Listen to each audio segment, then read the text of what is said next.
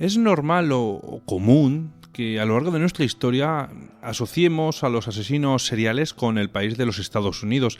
Quizás sea por el hecho de estar más cerca al país o por su manera de incluirlos en su cultura popular, al dotarlos de cierta fama, diría yo. Esto también sucede en otros lugares, en otros países, porque personas de este tipo han existido por todo el mundo y eso es algo que la extinta Unión Soviética, hoy en día Rusia, aprendió de la peor forma.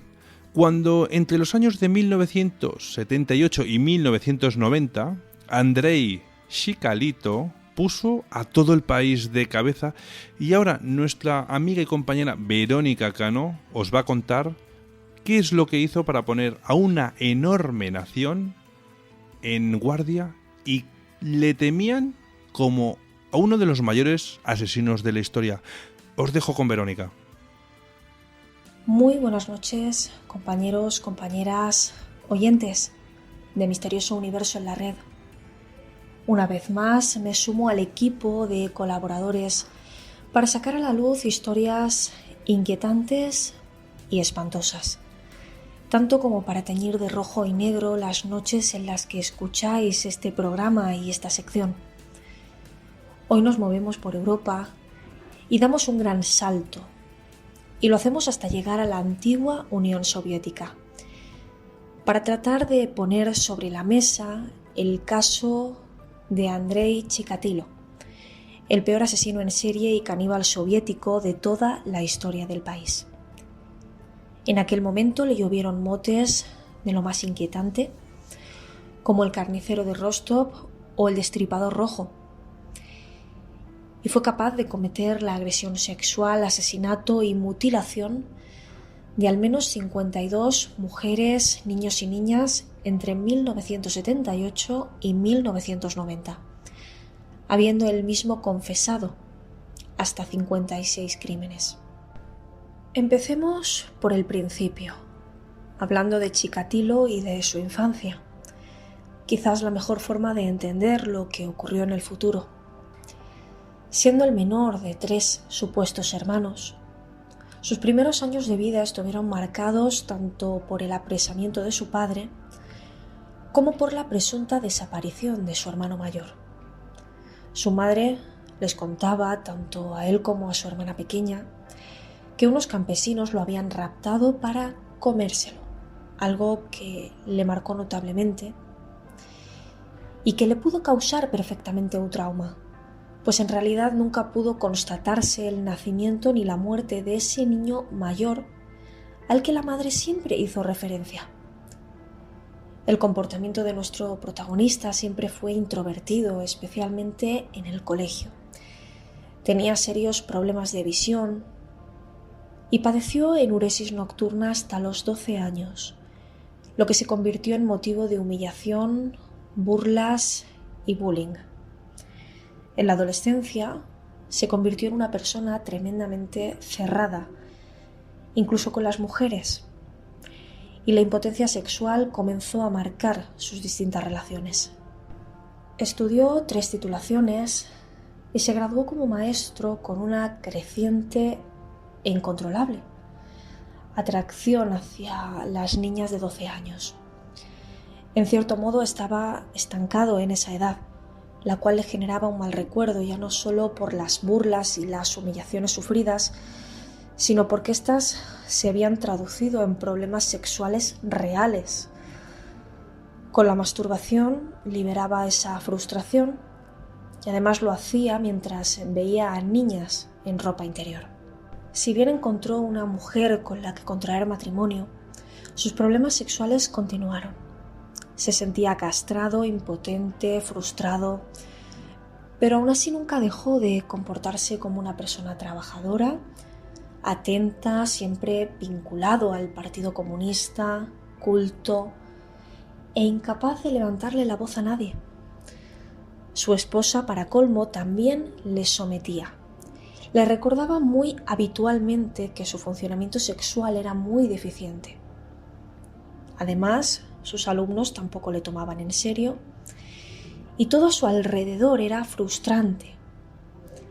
Para liberar ese sentimiento que le ahogaba, Llegó a abusar sexualmente de varios alumnos y alumnas, chicos y chicas, lo que le hizo perder su trabajo en aquel momento.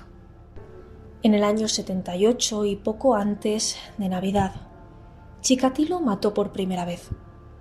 Tenía 42 años y su víctima tenía 9. La abordó en la calle y la convenció hasta llevarla a una cabaña a las afueras.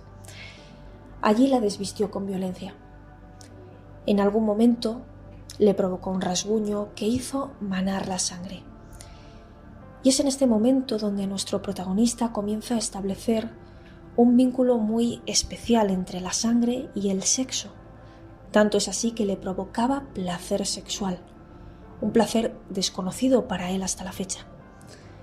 Por ello apuñaló a la niña hasta sentir el orgasmo, descubriendo que esta era la única forma en la que podría satisfacer su necesidad sexual y no sentirse menos que los demás.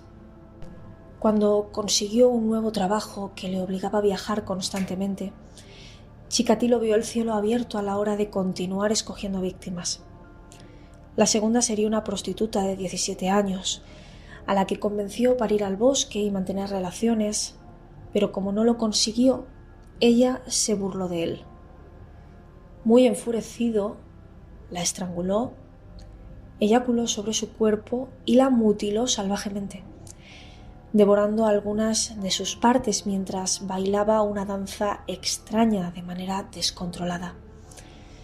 Los gritos de miedo le excitaban, pero el asesinato en sí y la presencia de sangre suponían para él el clímax más absoluto. Su tercera víctima murió tras recibir 40 puñaladas en el bosque y le mutiló los ojos, lo que se convertiría en su firma más característica.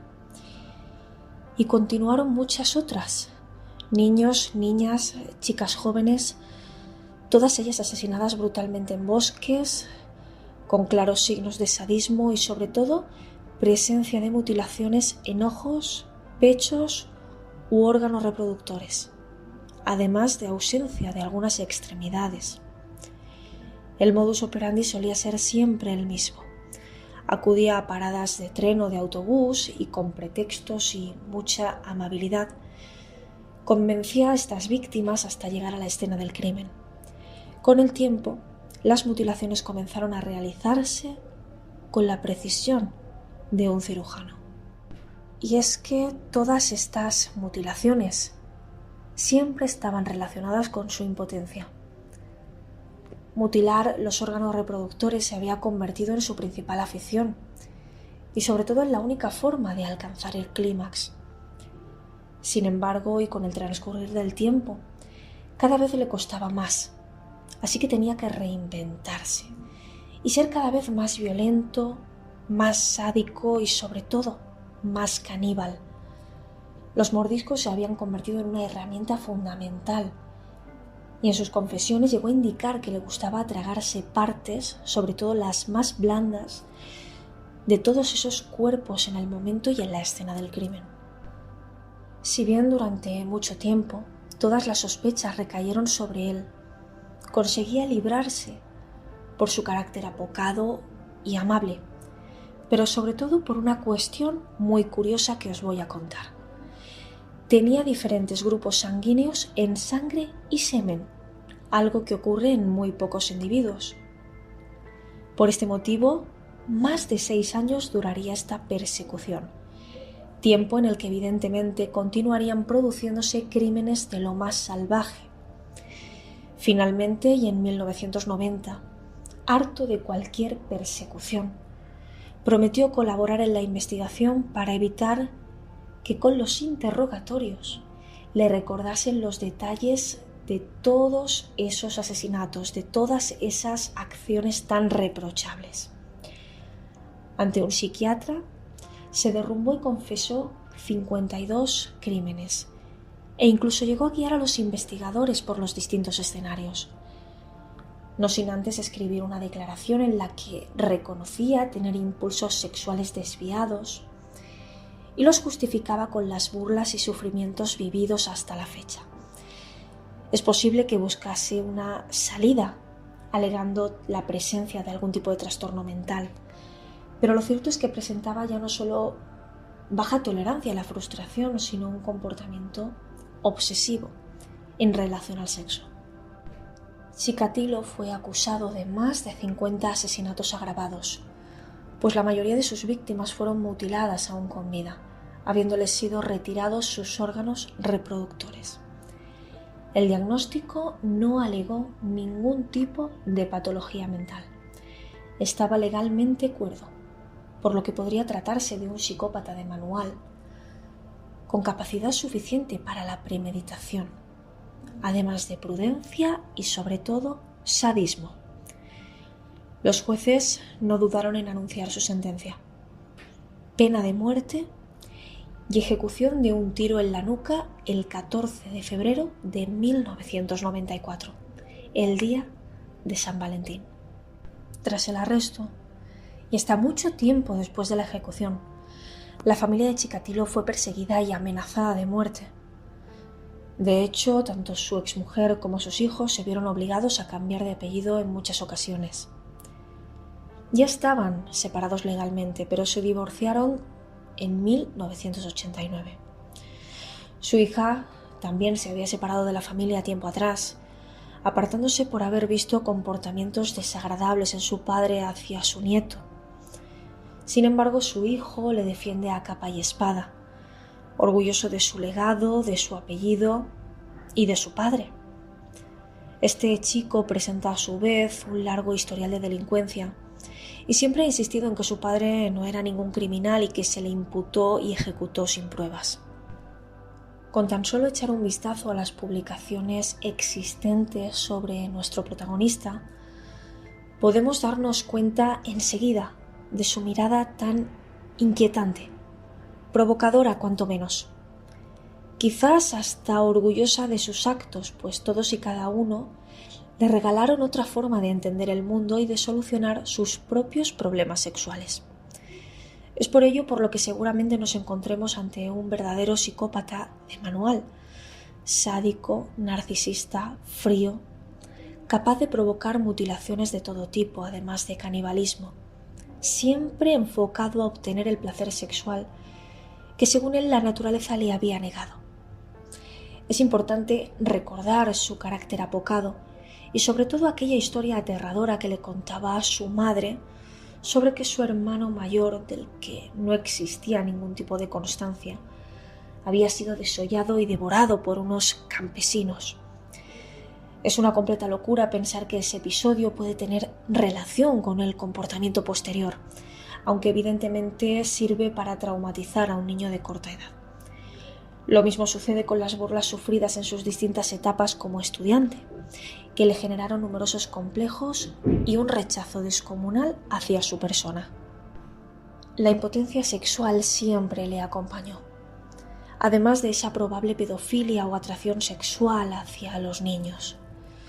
Sus emociones pudieron quedarse estancadas en esa etapa de sufrimiento, queriendo siempre saldar esa deuda pendiente, atentando contra el perfil de personas que tanto daño le habían hecho, que tanto le hicieron sufrir durante una determinada temporada, como queriendo demostrar una, otra y otra vez que él podía ser igual que el resto, que él también podía ser fuerte, que también podía sentir el mismo placer sexual y que podía ir borrando cada uno de esos recuerdos a través de su particular venganza. Nunca llegó a superar las burlas, las humillaciones y mucho menos la timidez con las mujeres. De hecho, todas estas circunstancias se convirtieron en el claro detonante de todo cuanto estaba por ocurrir. Para Chikatilo, la presencia de sangre y violencia se convirtieron en la única forma de alcanzar el placer sexual. La persona tímida, débil e impotente en el hogar se convertía en este momento en una bestia despiadada, especialmente cuando salía a matar. Por ello planificaba sus crímenes de manera detallada, seleccionando a sus víctimas cuidadosamente en espacios concretos y con perfiles muy similares. Y ya no solo daba rienda suelta a sus impulsos sexuales desviados, sino que llegaba a cometer canibalismo hasta alcanzar ese absoluto placer sexual que no lograba con las relaciones normales. Y con esta macabra historia me despido por esta noche. A Andrei Chikatilo todavía le siguen recordando como el criminal soviético más despiadado de todos los tiempos, el más agresivo y el más peligroso, que de no haber sido capturado hubiese seguido haciendo y deshaciendo a su antojo. Muy buenas y misteriosas noches. Nos escuchamos de nuevo en un par de semanas, aquí, en Misterioso Universo en la Red. Muchas gracias por vuestro tiempo. Un fuerte abrazo.